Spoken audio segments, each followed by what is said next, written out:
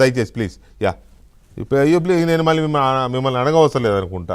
రాకేష్ గారి ఆర్గ్యుమెంటు విన్నారు కాబట్టి దానికన్నా ముందు ఈరోజు గౌరవ సీఎం రేవంత్ అన్న ప్రతిపక్షంలో రేవంత్ అన్న ఉన్నప్పుడు ఎట్లయితే కార్యకర్తల్ని ఛార్జ్ చేసి తెలంగాణ ప్రజల్ని చైతన్యం చేసి ఒక జోష్ ఉండేనో ఆ జోష్ అలా వారి స్పీచ్లో చూడడం జరిగింది. అంటే ఒక రకంగా చెప్పాలంటే జూలు విదిల్చి గాండ్రిస్తే ఒక సింహం ఎంత గర్జిస్తుందో ఆ రకంగా ఈరోజు యావత్ తెలంగాణ కూడా దిక్కులు పెకటిల్లేటట్టు, ఒకటి ఈ ప్రభుత్వం చేస్తున్న సంక్షేమ అభివృద్ధి కార్యక్రమాలు, రెండు ప్రతిపక్షాలు చేస్తున్నటువంటి అనవసరమైన రాద్ధాంతాలు, రెండు ఏకతాటిని ఎండగడుతూ రాబోయే 2029 ఎన్నికలకు ఒక రకంగా శంకారామం పూరించిన విధంగానే 119 సీట్లు అయితే 80 సీట్ల పైగా మేము గెలిచి మళ్ళీ అధికారంలోకి వస్తామని, 150 సీట్లతో కనుక సీట్లు పెరిగి పోటీలో దిగాల్సి వస్తే 100కు పైగా సీట్లతో మేము మళ్ళీ అధికారంలోకి వస్తామని ఒక మా క్యాడర్కి, అక్కడ కొడంగల్లో ఉన్న సర్పంచ్లకి, తద్వారా తెలంగాణ రాష్ట్రంలో ఉన్న కాంగ్రెస్ నాయకత్వానికి, శ్రేణులందరికీ కూడా ఒక రీఛార్జ్ సూపర్ బూస్టర్ స్పీచ్ ఈరోజు మేము చూడడం జరిగింది.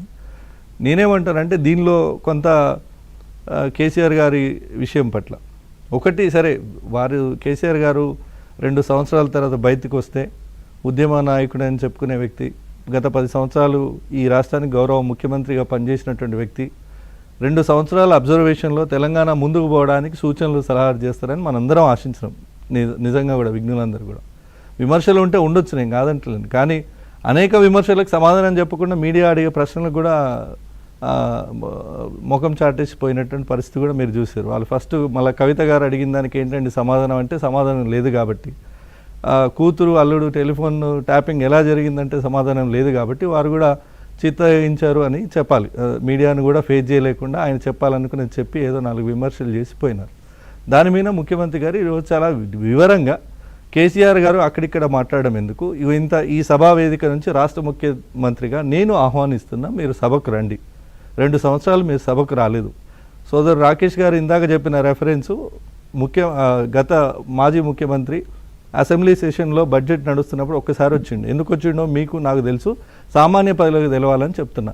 ఏ సభ్యుడైనా అసెంబ్లీలో సంవత్సరంలో 6 నెలల్లో ఒకసారి హాజరు కాకపోతే ఆ సభ్యత్వం రద్దు అవుతుంది. ఆయన ఎమ్మెల్యే కూడా ఉండడు కాబట్టి, బడ్జెట్ సెషన్ రోజు చర్చే ఉండదు కాబట్టి, బడ్జెట్ ప్రవేశపెట్టిన రోజు వచ్చి అటెండెన్స్ చేసి పోయిండు. సో అట్లా సభకు ముఖం చాటేసి సభలో అధికార పార్టీ విసిరే సవాళ్లకు లేదంటే లేవనెత్తే ప్రశ్నలకు సమాధానం చెప్పలేక ముఖం చాటేసిన కేసీఆర్ గారు 2 సంవత్సరాల తర్వాత మీడియా ముందుకు వచ్చి ఒక ప్రయోజకరంగా లేదంటే తెలంగాణ భవిష్యత్తుకి ఏదైనా సూచనలు చేస్తారని ఆశించినాము, అది చేయలేదు. ఇప్పటికైనా మీరు సభకు రండి అని ముఖ్యమంత్రి గారు ఆహ్వానించారు. బీఆర్ఎస్ పార్టీ నుంచి ఒకవేళ ముఖ్యమంత్రి గారి సవాల్ని స్వీకరించి గతంలో కేసీఆర్ గారు ఏ తప్పులు చేయలేదని భావిస్తే, లేదా ఈ రాష్ట్రంలో ప్రజాస్వామ్యం మీద, ఈ దేశంలో ప్రజాస్వామ్యం మీద నమ్మకం ఉంటే ప్రధాన ప్రతిపక్ష హోదా అనుభవిస్తున్న కేసీఆర్ గారు సభకు రావాలి. వారు ఎన్ని రోజులు అడిగితే అన్ని రోజులు సభను నిర్వహిస్తామని సభా నాయకుడే ప్రకటన చేసింది. ఈరోజు బహిరంగంగా తెలంగాణ ప్రజల ముందు ఉంది. మీరు నీళ్ళ మీద మాట్లాడదామంటారా, లేదా నిధుల మీద చర్చిద్దామంటారా, అప్పుల మీద చర్చిద్దామంటారా, నియామకాలు అంటారా, మహాలక్ష్మి అంటారా, ఇందిరమ్మ ఇండ్లు అంటారా, మీరు రేషన్ కార్డులు అంటారా, ఏ అంశమన్నా తీసుకొని ముందుకు రండి. నీటిపారుదల ప్రాజెక్టులే అంటారా, వాటిలో జరిగిన అవినీతి అంటారా, దేని మీదైనా మేము చర్చకు సిద్ధమని చాలా ఓపెన్గా తెలంగాణ ప్రజానీకానికి అందరికీ అర్థమయ్యేటట్టు ఇలా బహిరంగంగా ముఖ్యమంత్రి గారు ఒక సవాల్ విసిరిండ్రు. దాన్ని స్వీకరించి ప్రజాస్వామ్యం గౌరవము, గతంలో నేను తప్పులు చేయలేదు